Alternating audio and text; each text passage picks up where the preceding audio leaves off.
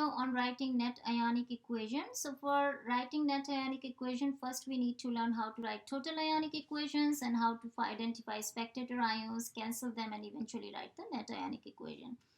Let's start with the common equation here. When you mix the solution of silver nitrate and the solution of sodium chloride, the products here are solution of sodium nitrate and solid silver chloride. Alright. So in this equation, when you're looking at this equation in all the substances are written in molecular form, like as a neutral formulas. So if all these reactants and the products are written in molecular form, then that kind of equation is called molecular equation. So you can actually call it as molecular equation. Okay. Once again, molecular equation. Now when you look at this equation, this is not giving you any details about like what's actually happening with like these substances in the solution. It doesn't tell that. So now let's look at this equation. See the difference? When you look at this equation, you can actually tell what's happening in real in the solution. What's the reaction happening? What's happening to these substances?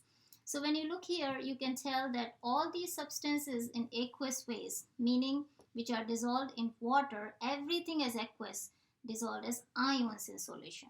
So silver nitrate making ion silver, nitrate ion, this one sodium ion, chloride ion, sodium ion and nitrate ion. So all these three substances are in aqueous phase. So and why are they shown as ions? Because they are soluble ionic compounds. Versus the last one here, this is shown exactly the way it is. So here silver chloride solid, silver chloride solid. So this is not shown as broken into ion. Only these are the one shown as split into ions, and you can tell that because you have AQ, AQ, AQ. So the one that are shown as ions are the one which are dissolved here. Okay, just please understand what's the difference between this AQ phase and the S phase. So one with the solid phase, S in parentheses, this is not breaking into ions, this silver chloride. And why is it not breaking into ions? Because it is insoluble ionic compound. So these are all soluble, AQ, AQ, AQ. This is not soluble. So anytime you have solid, liquid or gas, you're going to just write exactly the way they are. Just keep them together. Anytime you have aqueous, aqueous, aqueous, you're going to show them as ions.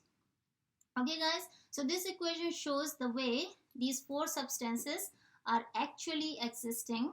All these four, 1, 2, 3, 4, how they are actually existing in solution. Versus this molecular equation, this molecular equation had no details here. Alright, when the equation is written like this, all these like ions, so everything as aqueous as ions, then that is called total ionic equation. Total ionic equation. You can also call it as complete ionic equation. Either way, it's the same thing. Alright, so one more time, this equation which is showing all aqueous ions for reaction is called total ionic equation. So in the beginning, so guys, this equation was already balanced. You always use coefficients here to balance equation. You want to make sure that the equation is balanced. All these ions are written correctly for the charges and everything, because that's important. Otherwise, the reaction may not represent the actual situation if it is not balanced. We want to make sure it is balanced for the mass, it is balanced for the charge. So you want to make sure number of atoms on each side is equal. Now let's look at the equation for the changes that are happening here. So when you look here, you have silver, nitrate, sodium and chloride ion. These ions on the left. Then you have sodium, nitrate. These are the two ions on the right side. So you have sodium and nitrate. They are present on both sides of the equation. Alright.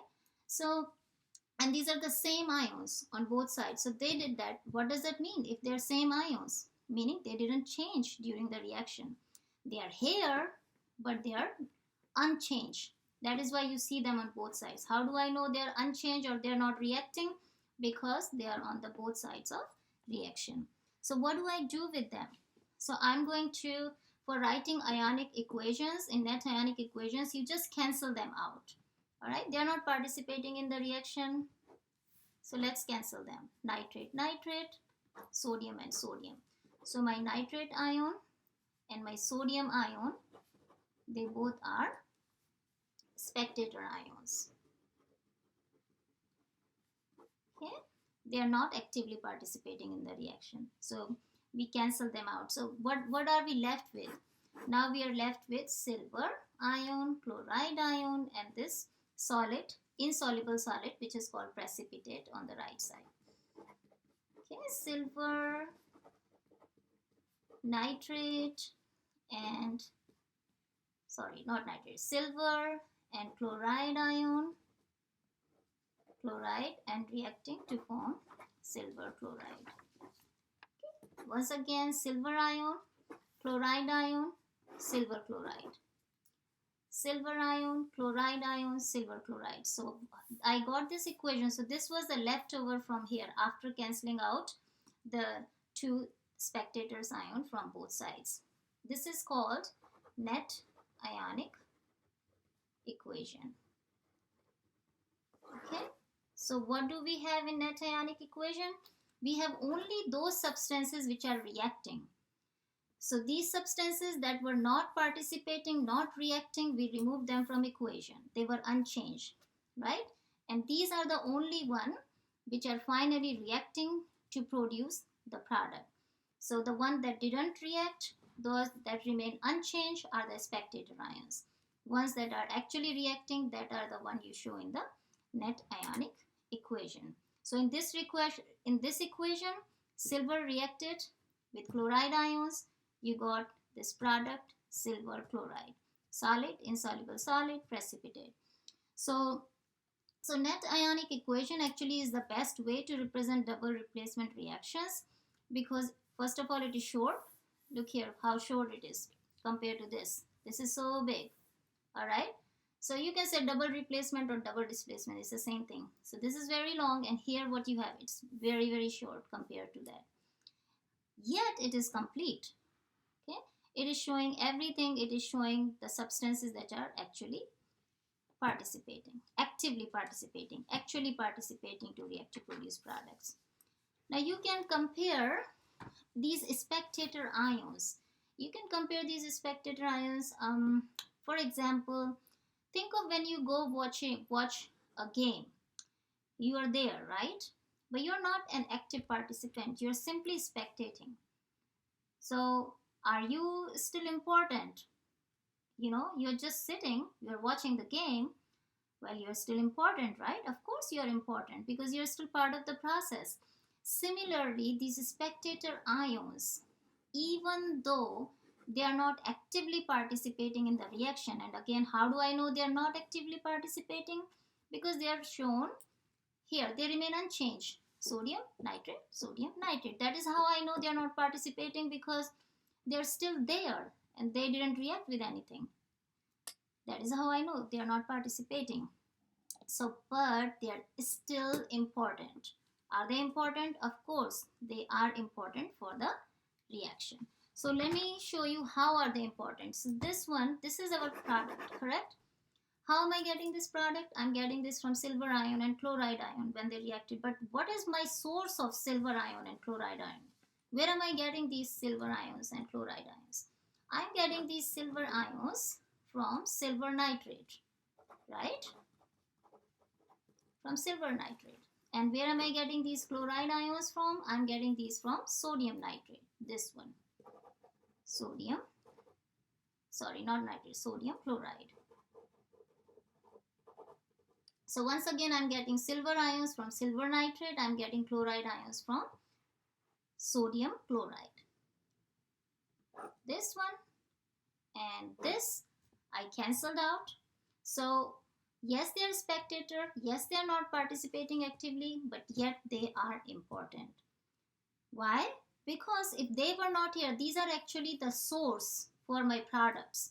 If they weren't there, then I wouldn't have these products, right? So they are the source of the products. That is how I got products.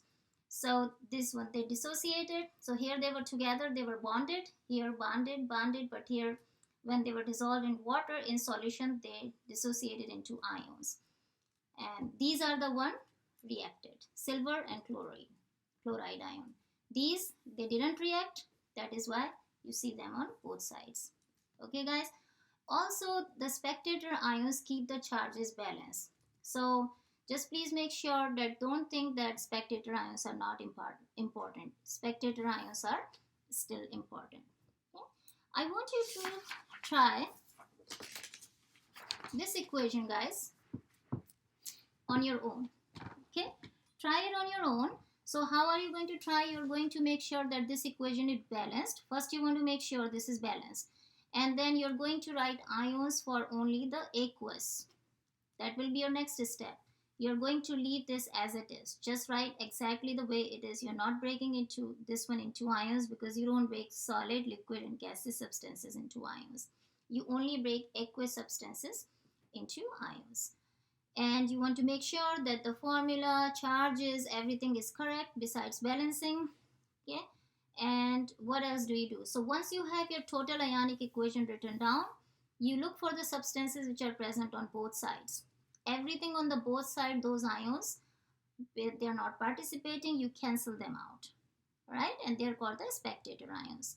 And whatever is left over will be your net ionic equation. So here you go. Let me go over real quick. So this was the equation, right? You balanced it. You wrote here 2. You wanted to make sure you have equal number of potassium, equal number of sulfate ions, equal number of barium ion, equal number of nitrate ion on both sides. All right? And then this is how you wrote. You see here 2 potassium. That is how you got 2 potassium ion. And then you have aqueous for here, and for sulfate as well you have an aqueous. So this is the sulfate ion, but you have only one sulfate ion. That is why you don't have any coefficient here. You have barium ion, barium, aqueous, nitrate ion, aqueous. Barium, aqueous, nitrate ion, aqueous. How many nitrate? You have 2 nitrate ions. So that is how you got the coefficient 2. Here this coefficient goes with everything. So 2 potassium, 2 nitrate. That is why you have 2 potassium ion and 2 nitrate ion. Put the charge. Charge is important.